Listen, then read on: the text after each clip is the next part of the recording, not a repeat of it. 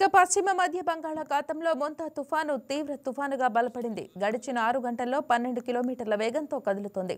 ప్రస్తుతం మచిలీపట్నానికి 160 కిలోమీటర్లు, కాకినాడకు 240, విశాఖపట్నానికి 320 కిలోమీటర్ల దూరంలో కేంద్రీకృతమై ఉంది. ఈ రోజు రాత్రికి కాకినాడ మచిలీపట్నం మధ్య తీరం దాటే అవకాశం ఉందని ఏపీఎస్డీఎంఏ తెలిపింది. ఆ సమయంలో గంటకు 90 నుండి 110 కిలోమీటర్ల వేగంతో బలమైన ఈదురుగాలులు వీస్తాయని చెప్పింది. ప్రజలు ఇళ్లలోనే సురక్షితంగా ఉండాలని సూచించింది. ఇక విశాఖలో మొంతా తుఫాను ప్రభావంపై మరింత సమాచారం మా Visakha special correspondent Durgaprasad live లో అందిస్తారు. దుర్గాప్రసాద్, చెప్పండి, మరి ప్రస్తుతం వైజాగ్ లో పరిస్థితి ఎలా ఉంది? పూర్తిగా కెరటాలు కూడా ఎగిసిపడుతున్న అంశాన్ని మనం చూడొచ్చు. ఏదైతే కెరటాలు కూడా ఉవ్వెత్తున ఎగుస్తూ భారీ అలలు వేస్తున్నాయి, భారీ ఈదురుగాలులు వేస్తున్నాయి.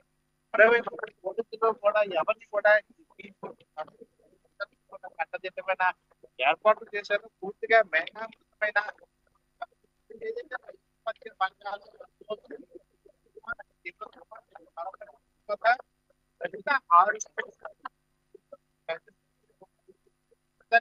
పట్టణానికి 160 కిలోమీటర్ల దూరం ఉంది. అదేవిధంగా కాకినాడకి 240 కిలోమీటర్ల దూరం ఉంది. విశాఖ అయితే తాగే బలమైన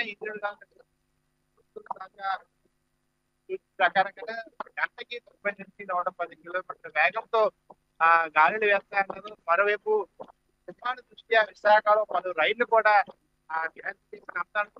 ఎక్కడికెక్కడ తీర ప్రాంతం అంతా కూడా రెడ్ అలర్ట్ ప్రకటించారు. ఓవరాల్ లో కూడా తీర ప్రాంతం కూడా రెడ్ అలర్ట్ ప్రకటించారు.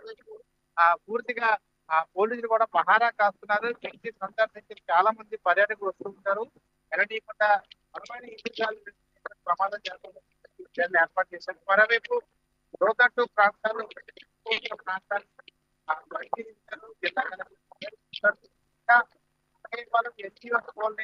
ఆదోదారం కొండవాళ్ళ ప్రాంతాన్ని సందర్శిస్తా ఉన్నారు. అక్కడ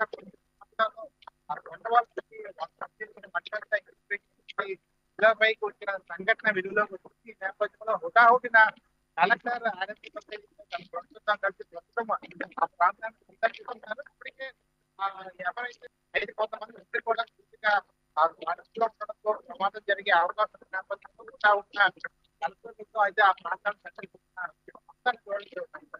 రైట్ దుర్గాప్రసాద్, థ్యాంక్ యూ.